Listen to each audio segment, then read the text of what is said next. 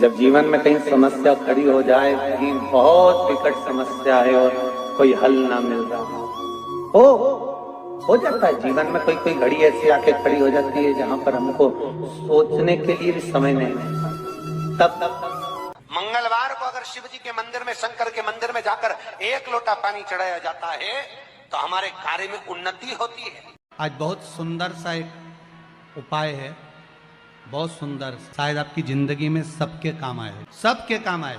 दुनिया के लोग कहते हैं शंकर भगवान को भांग प्रिय है, शिव जी नशा करते हैं, या लोग बाग चिलम दिखा देते हैं, चिलम पीते हैं, पर शिव महापुराण की कथा में कहीं ऐसा चरित्र नहीं आया कि हमारे हिंदू धर्म के कोई भी देवी देवता कोई नशा कर, पुराणों में नहीं। हाँ, शिव नशे से मुक्त करते हैं। किससे मुक्त करते हैं? नशे से मुक्त। शंकर नशा मुक्त कर।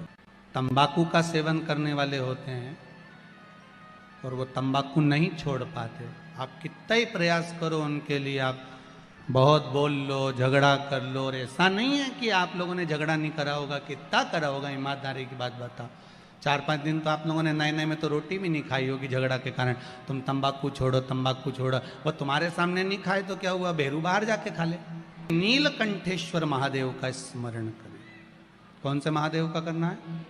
नीलकंठेश्वर महाराज। 2 बार पशुपति व्रत कर लिए, आपने ये कर लिया, आपने प्रदोष कर लिया, आपने सोमवार कर लिया, आपने सारे अनुष्ठान कर लिए, बहुत सारे उपाय भी करे, तो 21 पत्ते इकट्ठे कर कर उसको आग लगाकर जलाकर भस्म तैयार कर लीजिए। और जिस पुरुष नारी के चर्म रोग हो जाए, चर्म रोग, कहीं खुजली चल रही हो, कहीं दाने पड़ गए हो, कहीं चमड़ी सफेद लाल काली पीली जैसी पड़ गई हो, कहीं दाग हो रहे हो, चर्म रोग, कहीं खुजाल चल रही हो, तो शिव महापुराण की कथा का ये संवाद याद रखिए। लिंगपुर आम के पल्लव को जो वर दिया गया, तो आम के 21 पत्ते इकट्ठे कर उसको आग लगाकर उसकी भस्म तैयार कर शंकर भगवान के शिवलिंग पर शाम के समय प्रदोष काल में चढ़ा दीजिए वो भस्म। और उस भस्म को उठाकर लेकर आ जाओ, डब्बी में भर लो और गाय का घृत उसमें डाल लीजिए और उस स्थान पर लगाना चालू कर दीजिए। 3 दिन में दांत खाज खुजली जो भी होगी मिटना प्रारंभ हो जाएगी। श्री शिवाय नमस्तुभ्यम। सब बोलिए एक बार जमकर, श्री शिवाय नमस्तुभ्यम। प्रैक्टिकल जरूर करना, कहीं सियोर वाला महाराज झूठ तो नहीं बोल रहा। चढ़ाने का भी एक तरीका होता है, समझ में आता है? सीधा बेलपत्र और उल्टा बेलपत्र, समझ लेना, बहुत अच्छे से समझिएगा। शिव जी के सम्मुख में शंकर भगवान के शिवलिंग पर जब बेलपत्र चढ़ता है तो बेलपत्र का जो सीधा भाग होता है वो शिव जी के शिवलिंग पर होना चाहिए, उल्टा भाग ऊपर होना चाहिए। बहुत ध्यान से समझना हो।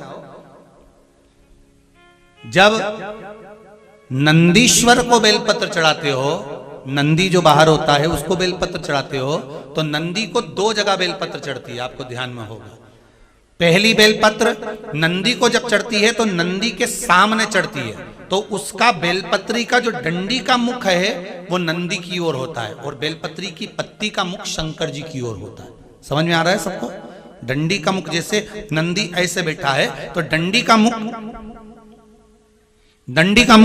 नंदी की ओर होगा, पत्ती का मुख शिव के, और ये सीधी की सीधी नंदी के सामने नीचे रखा जाती है, नंदी के सामने।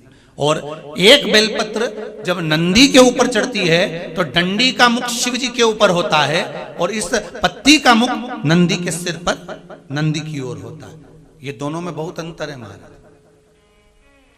जैसे कोई बच्चा कोई कंपटीशन एग्जाम के लिए जा रहा हो या कोई परीक्षा देने के लिए जा रहा हो और पढ़ाई करे, स्मरण करे, तैयारी करे, वो अपनी जगह पर है। और ऐसा नहीं होता कि बच्चे पढ़ते नहीं है या तैयारी नहीं करते हैं। इसके बाद भी अगर उनका इंटरव्यू में पास नहीं होते या एग्जाम में पास नहीं होते तो उसके लिए ये दोनों बेलपत्री बड़ी काम करती है। बहुत ध्यान देना, जो नंदी के सामने बेलपत्र रखकर जाना, शिव जी के सम्मुख में बेलपत्र रखकर जाना, मतलब नंदी के सम्मुख में जब रखाएगी तो डंडी, जम के बोलिए, कहाँ होना चाहिए?